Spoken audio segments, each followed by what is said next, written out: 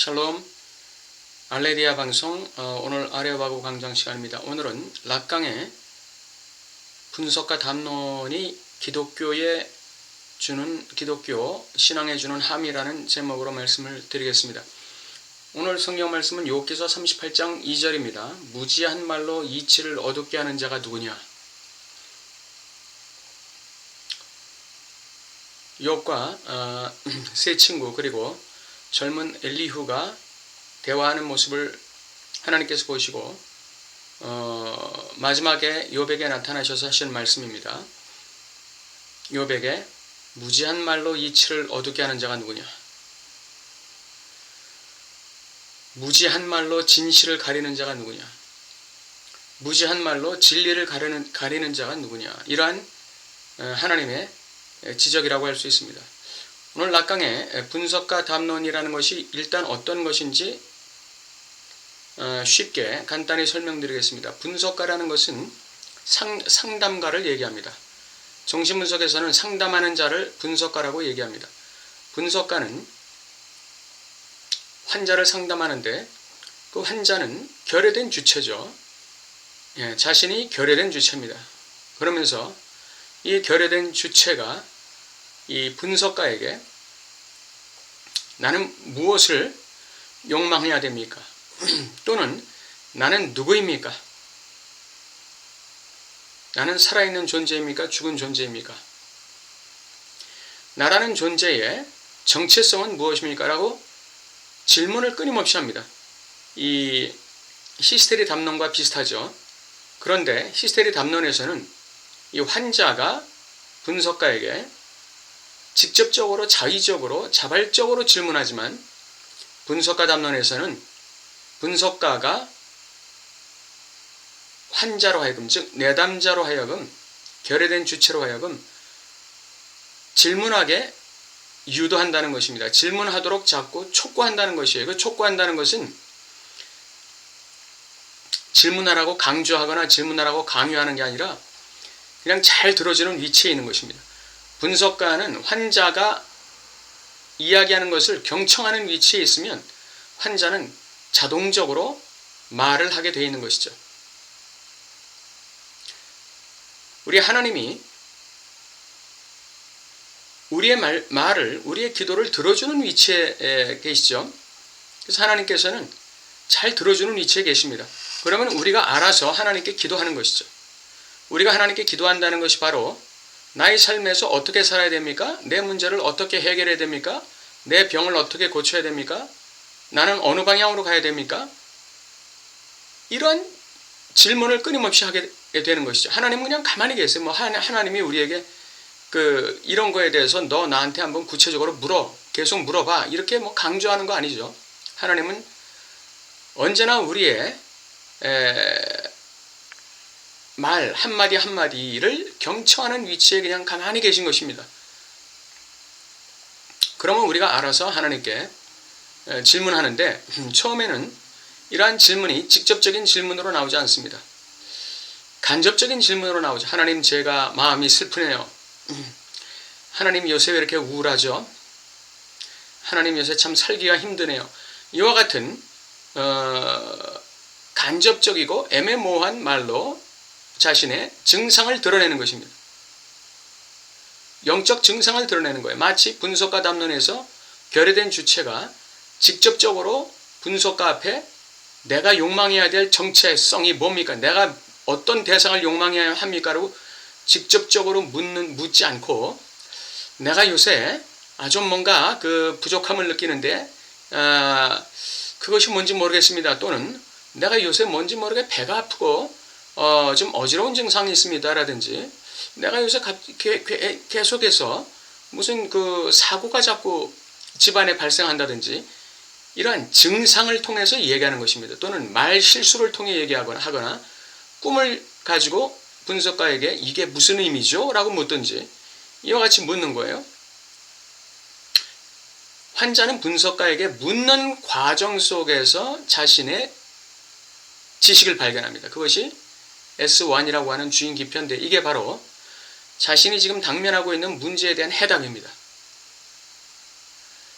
그런데 자기가 이 환자가 발견한 심리적인 해답이 이게 정확하지 않다는 거예요. 그래서 분석가는 계속해서 환자가 말할 수 있게 만들면 환자는 내가 발견한 이 해답이 뭔가 좀 부족하네 라는 것을 깨닫고 또 증상을 얘기하고 또 증상을 얘기함으로써 또 하나의 S1을 발견합니다. 즉 그 S1이라는 게 자기가 지금 분석가에게 묻고 있는 질문에 대한 응답이에요.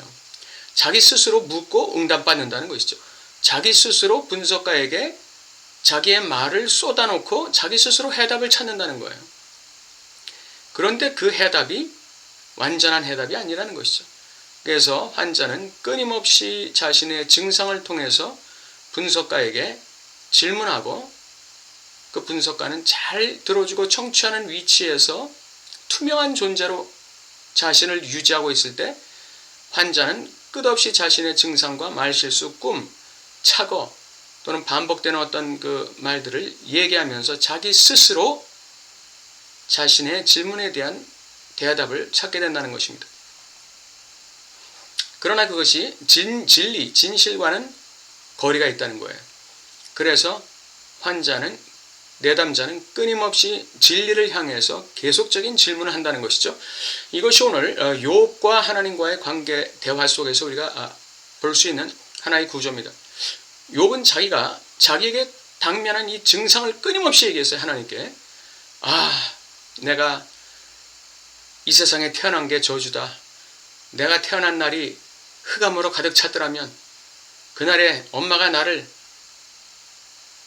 태를 뚝 떨어뜨려서 나를 죽였더라면 내가 엄마의 태에서 죽은 자로 남았더라면 하면서 자신의 증상을 하나님께 하소연하는 것이죠.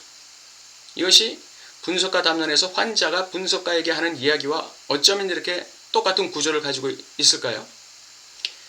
그래서 우리 신앙인들은 항상 자기 자신의 그 증상에 대해서 자기 자신의 삶의 어려움에 대해서 아주 간접적으로 하나님께 호소하는 것입니다. 그 호소하면서 기도하면서 호소하면서 말씀 읽으면서 신앙인은 자기 스스로 하나님의 뜻이라고 하는 또는 하나님의 진리라고 하는 또는 하나님의 음성이라고 하는 어떤 S1 즉 주인기표 즉 응답을 찾게 되는 것이죠. 마음속에 떠오른 말이라든지 누가 나에게 무슨 말을 했다든지 어떤 순간적인 통찰 즉 깨달음이 생겼다든지 그런 것을 통해서 자기가 응답받았다고 생각하는 것입니다. 물론 그것은 맞을 수도 있어요. 틀리는 경우보다 맞는 경우가 훨씬 많죠. 우리 신앙생활 속에서. 그것이 잘못됐다는 것은 아닙니다. 여기서 지금 잘못됐다 잘됐다는 얘기를 하는 것이 아니에요. 그렇게 우리 신앙인들이 끝없이 하나님께 증상적 질문을 던지면서 자기 삶에 대해서 또는 자기의 정체성에 대해서 질문을 하면서 스스로 얻게 된 답이 궁극적인 답은 아니라는 것입니다. 그래서 우리 신앙인들은 그 궁극적인 진리, 해답을 위해서 끊임없이 하나님 앞에 우리의 인생에 대해서 또 우리 자신의 본질에 대해서 우리 자신의 의미와 가치에 대해서 끊임없이 기도를 통해서 우리의 증상을 얘기하고 또 성경 말씀을 읽음을 통해서 우리 증상에 대해서 고민하는 그러한 구조를 신앙인도 갖고 있다는 것입니다. 신앙인들의 이러한 이 질문하는 구조, 이 질문하는 구조 속에서 얻게 되는 답이 즉 S1이라는 주인기표 즉 자기의 정체성, 자기의 삶의 의미, 삶의 가치 또는 그 자기가 나가야 될 방향, 문제 해결에 대한 응답 이러한 것을 자기 스스로 찾았다고 확신했을 때 우리 신앙인들은 그 응답을 가지고 우리의 인생 전체를 헤쳐나가기에는 역부족이라는 것이에요. 또다시 폭풍우는 다가오고 또다시 태풍은 불고 또다시 인생 파도는 친다는 것입니다. 그러면 우리 신앙 주체는 또 하나님 앞에 자신의 삶의 증상에 대해서 이런저런 호소를 하게 되는 것이죠. 기도로 호소하고 예배로 호소하고 금식으로 호소하게 되는 것입니다. 그럼 하나님께서 잘 또 들어주시죠. 예, 뭐 하나님 말씀을 들었다고 하는 신앙인들도 많지만 보통 우리는 하나님이 직접 말씀하셨다는 것보다는 내 마음에 떠오르는 어떤 진리, 내 마음에 떠오르는 어떤 해답, 내 마음에 떠오르는 어떤 빛, 어떤 음성, 이것을 가지고 우리는 응답받았다 이렇게 얘기하는 경우가 많잖아요.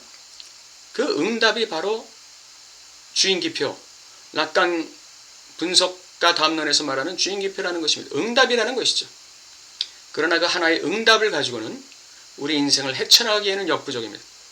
우리는 끊임없이 하나님 앞에 우리의 삶의 고통과 어려움을 호소하면서 우리 스스로 진리 안에서 찾아가는 어떤 응답을 창조해 나가는, 다시 말하면 응답을 창조한다는 표현이 조금 이상하죠.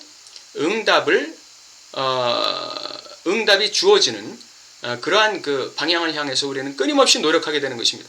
그 노력하는 과정 속에서 우리는 하나님을 더 알아가고, 하나님을 알아가는 과정과 이 절차를 통해서 또 우리 자신과 우리 자신에 대한 인생에 대해서 더 중대한 의미와 가치를 발견해 나가는 것입니다. 그러한 자기 인생에 대한 끝없는 질문을 통해서 우리는 응답을 발견할 뿐 아니라 그 응답 발견하는 경험이 축적됨을 통해서 우리는 하나님을 더 잘 이해하게 되고 알게 되고, 그를 통해서 우리 자신과 자신의 인생에 대해서 더 중요한 의미와 가치를 줄 수 있다는 것이죠. 이것이 오늘 분석과 담론이 우리 신앙인들에게 주는 함이라고 할 수 있습니다. 감사합니다.